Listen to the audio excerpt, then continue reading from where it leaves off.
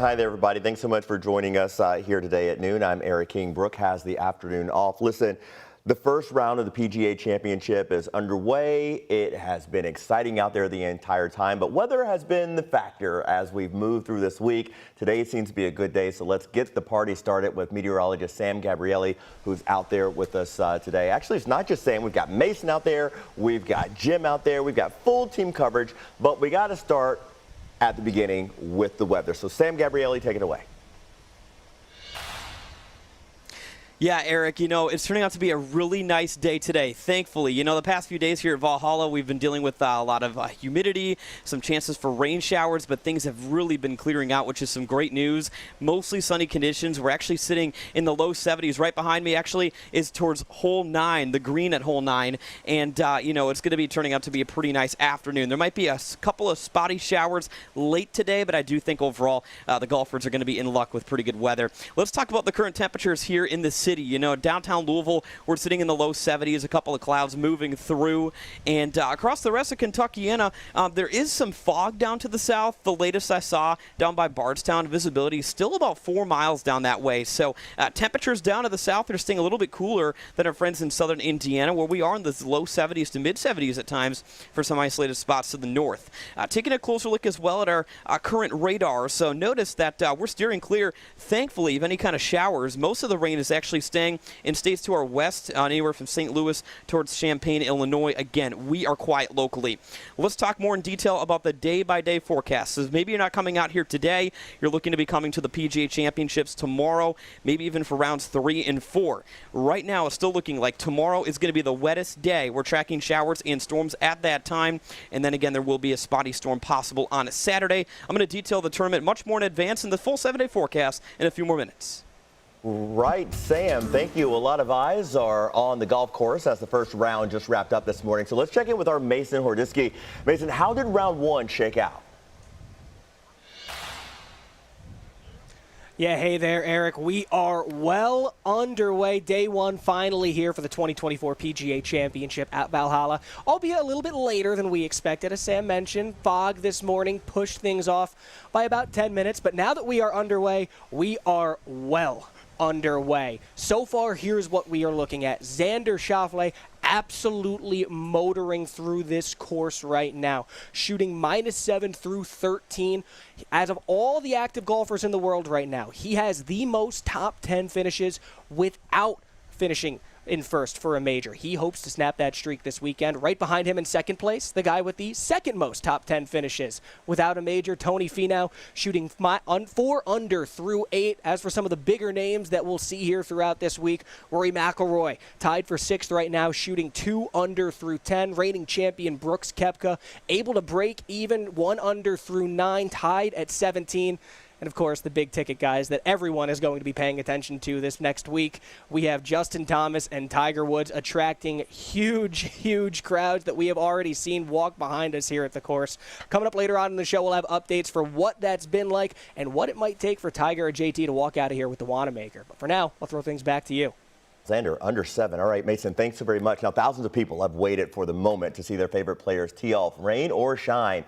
Jim Stratman has a look at round 1. I just wanted to have the experience with family and, out here having a great time. Alex Walker drove down from Cincinnati this morning with his son Vincent. He was one of a number of fans who had congregated on the 10th tee box to watch some of the biggest names in golf tee off this morning.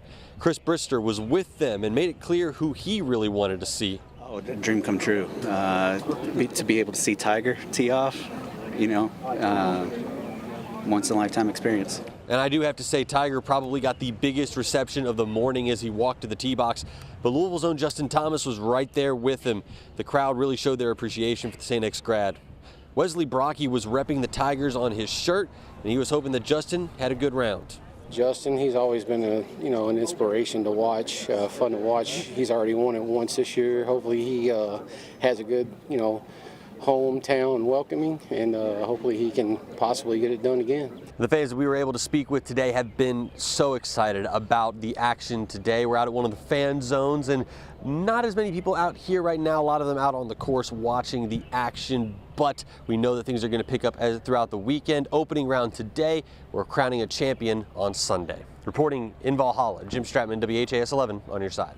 Jim, thank you. For a full list of first and second round tee times and all the other information you'll need to know before heading out to Valhalla, just text PGA to the number on your screen, 502-582-7290.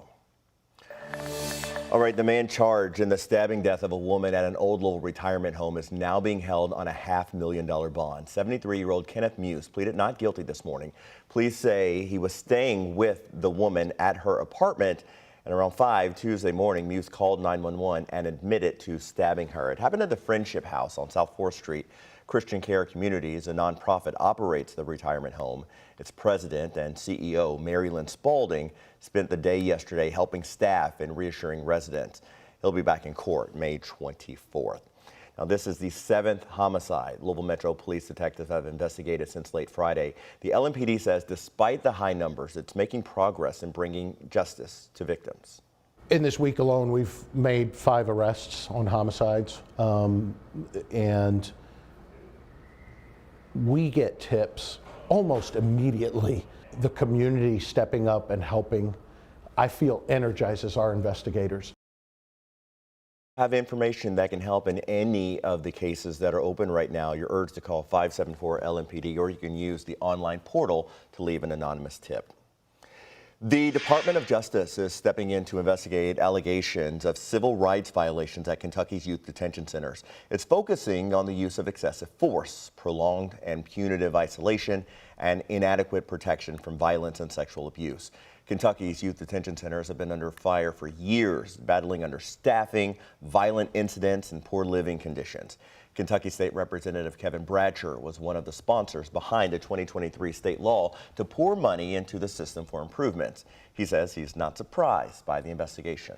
There's a lot of practices and culture in the DJJ system that needs to be changed. And we have been telling them in the legislature for years. The investigation will look at detention centers in Kentucky, which are mainly holding children while they await court hearings. It'll also examine whether the state provides the required services to children with disabilities. All right, this protest happened as Kentucky's Anti-Semitism Task Force met to discuss support for students on college campuses. It heard from an organization focused on Jewish students, which said anti-Semitic acts have increased 700% since the start of the war. The group told the task force the majority of Jewish students don't feel safe on their campuses.